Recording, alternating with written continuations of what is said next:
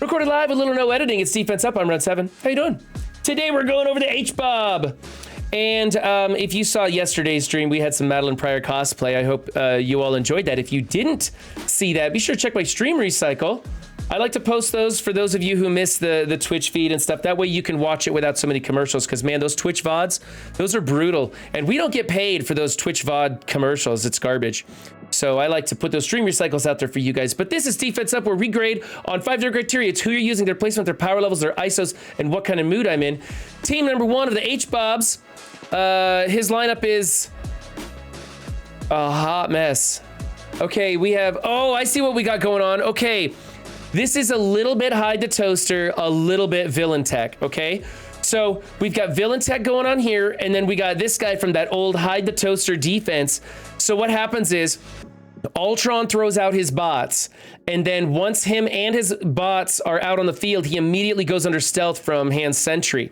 That's why Hand Sentry has such a low investment. It's just to make him go under.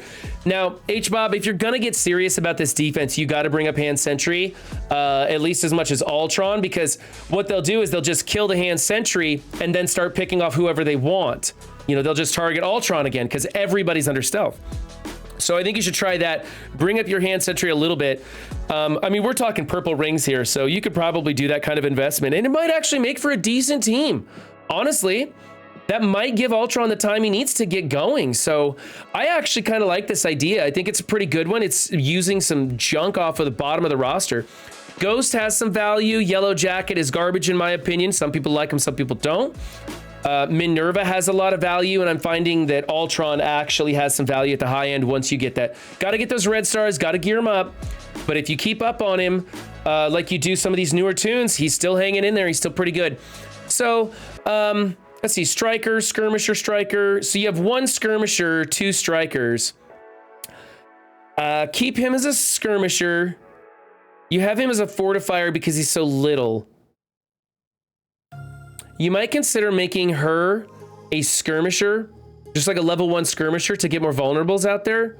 And you might consider building him up and making him a Skirmisher also. No, that's not going to help you any, because he won't get any vulnerables on the field until turn 2, and he'll be dead turn 2.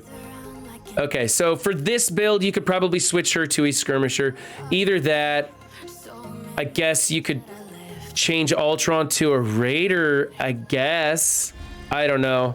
But her turn meter rewind on her basic is pretty critical, so I don't know. Try and figure out a way to get more vulnerables on this team. We'll see. I'm gonna give you a B+ for this. It's not crazy good. I like the idea. It just needs a lot of work to make this thing actually pop off the way you want it to. Team number 2, another weird team. Hey, I like new stuff though. So here's Taskmaster getting some deflex from this guy. Also putting deflex on Moon Knight. Moon Knight has a thing in his kit where he can't block, but on anyone's turn, the deflect gets flipped into speed up, and so he'll go faster. The thing is that you only get 1 speed up. So even if he gets like a bunch of deflex, it's just 1 speed up. So he will be going faster, and that's kind of cool. You got Skirmisher here, Striker here. You got Skirmisher on Blob. Blob's not going to be doing much retaliating because he doesn't have any Brotherhood members with him. But Skirmisher's fine. Like on this build, probably Raider is a better bet because when he does attack, he does hit a bunch of people. And then you got Shuri giving the team some defense up on spawn with some longevity and some energy. Hopefully that energy goes back to Moon Knight and he could pop off a couple of times. Got the Raider going on there. Honestly, I think on this build, maybe go Skirmisher on Taskmaster, because, and then you could make him a Fortifier or a Healer, probably Fortifier, or just leave him as a Striker. Actually, it doesn't matter. Leave him as a Striker. Oh, or Skirmisher actually, because, okay, let me see. Let's go Striker with Taskmaster, Skirmisher on Riot Guard, Raider here. We'll keep him as a Skirmisher and keep her as a Healer. I think that would probably be for this specific team the best ISOs. Also, you're getting tons and tons of deflex going on to Moon Knight. Unfortunately, I tried the same thing out when I first saw Moon Knight come to the game. It just doesn't work out the way you want it to. He does go a little bit faster, and that's cool, but you're not getting a ton of stuff out of it. Forgot about the speed bar deflex are the way for MK.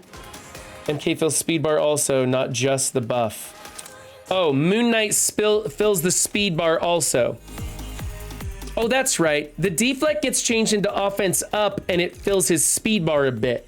Is that it? 20% speed bar? Yeah. But what I'm saying is, I'm talking with chat here, sorry. What I'm saying is that he'll get a stack of deflects, but it flips to 1 speed up and 20% total.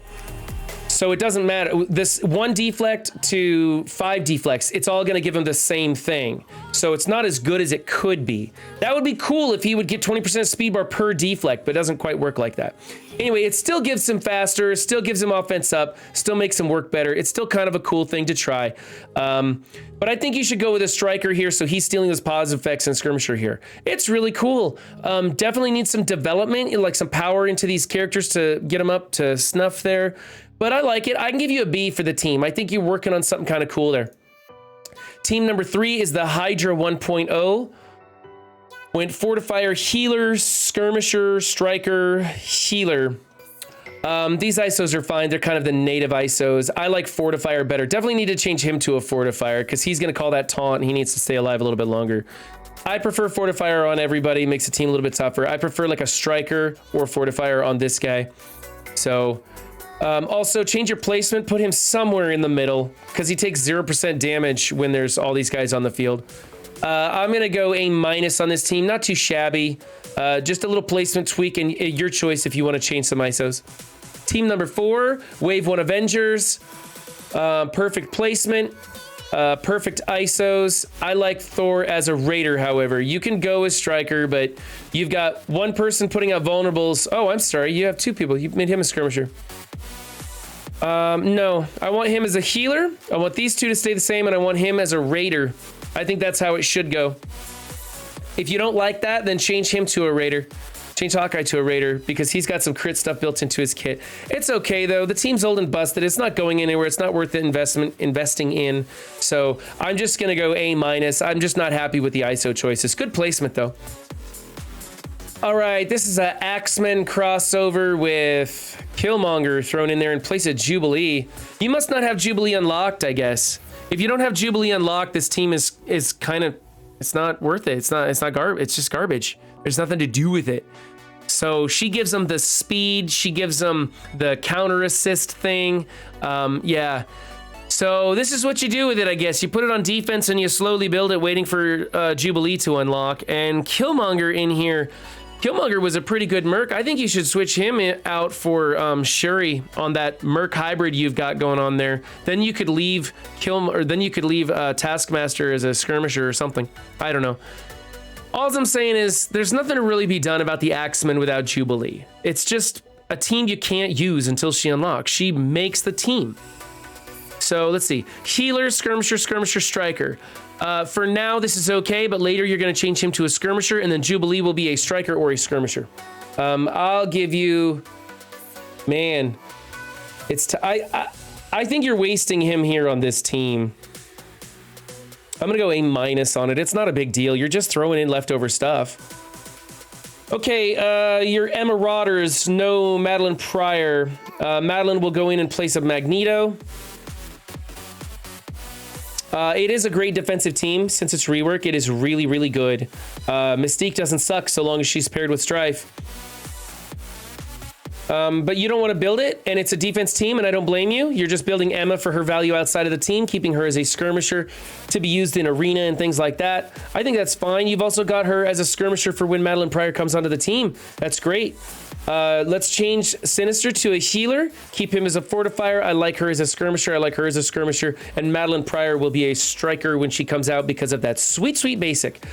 You're doing everything right here. It's just you're not developing this team, and that's fine. That's a choice to be made. So I can give you an A because there's no mistakes being made. Team number 7 is the YA with Miles. I think we should get... Nah, this is fine. You can keep her in the corner. It's not a big deal. I don't like her being in the corner. I think it's important that she stays alive, and that's a pretty big target to put a disrupt on. But you could just as well put the disrupt over here and have as much value. Let's see. Everybody striker, she's skirmisher. This is fine. I can give you an A for that. It's a good team. Team number 8 is your Web Warriors, and you put Yo-Yo in here. I'm running the exact same thing. It's getting some pretty good results. She's putting offense down on people who attack into this team, so it makes them that much tougher. With the Web Warriors, if you hit them, you kind of need to kill them, especially on mine where I'm running healer on Scarlet, because they heal up pretty quick when they're doing their specials and chaining all over the place and getting a ton of damage every time they do an attack. They heal up pretty quick, so having her on there is very helpful. Otherwise, you could put in somebody like Doc Ock in here for the deflex. That has a similar effect. Your placement is okay. Yeah, I think that's actually a great placement. So good job. I'll give you an A for that team. Let's see, Heroes for Hire. Great placement. Good enough ISOs. I can give you an A for that team. Although you should be building Shang-Chi up, not Misty Knight. I mean, Misty Knight does have value in tech grades, but everybody claims that Shang-Chi is the hot sauce. I wouldn't know because I skipped on building him. But I do see the value in Shang-Chi. All right, team number 10. Here we have what I think is one of the toughest defenses in the game right now. I think throwing MLF, if you don't have Agatha unlocked or you're going to miss out on Wong or something like that, I think this is an absolutely fantastic place to put MLF. You have America Chavez speeding up Cersei, Loki speeding her up even further so that no one can get in front of her and ability block her. You're speeding up MLF, which is a counter to this team. Normally, I would bring in my 2 Eternals and Doom, just the 3-piece, and it knocks Doom into his time platform. He takes my Icarus for a ride, and I can come back and destroy this team. With MLF in here popping off, she kind of screws up my Eternals and makes it all go sideways. So this is absolutely one of the toughest defenses, in my opinion, especially for mid-game players. I think this is a great matchup. For late-game players, end-game players, they're going to be doing different things, but the majority of people who are running in like Plat 1 and Gold 3 and stuff, this is a great build for you. Fortifier on Loki to try and keep him from dying in case an Eternal build comes into this. You've got Skirmisher Striker on your Eternals, Striker on Chavez, who is natively a Striker on her team. That's great. And Striker on MLF is a great pick, especially for this build. If you want to go hard on Arena, as I'm seeing, I'm fighting some bigger and bigger full Darkhold teams, and I'm seeing, yes, I gotta go 2.3 Skirmisher on my MLF in the Arena. Making sure that those ability blocks, slows, all that stuff lands like it's supposed to, it's very, very critical in a lot of matches.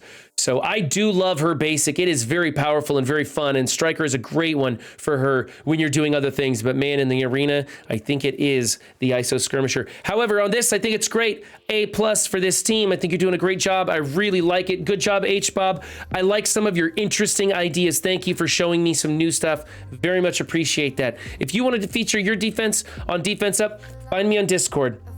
Guys, it's really easy to get into that Discord. You just go through the reaction roles and click one of the bottom reaction roles, a thumbs up or something like that, and it allows you access to my server. It's a weird thing, that security check that they do in Discord.